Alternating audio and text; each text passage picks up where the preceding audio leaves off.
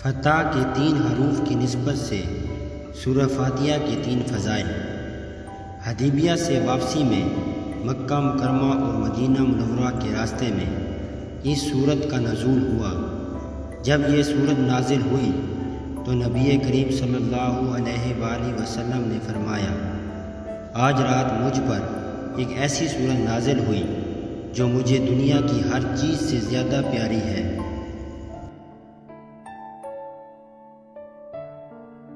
جس وقت رمضان شریف کا چاند دیکھا جائے تو سورہ فاتحہ کو 3 بار پڑھنے سے تمام سال رزق میں فراغی ہوتی ہے۔ کشتی میں سوار ہوتے وقت پڑھنے سے غرق ہونے سے معمون رہتا ہے۔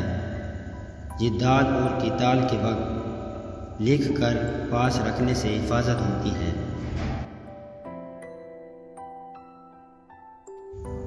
دشمنوں پر فتح پانے کے لیے اس کو 21 مرتبہ پڑھیے۔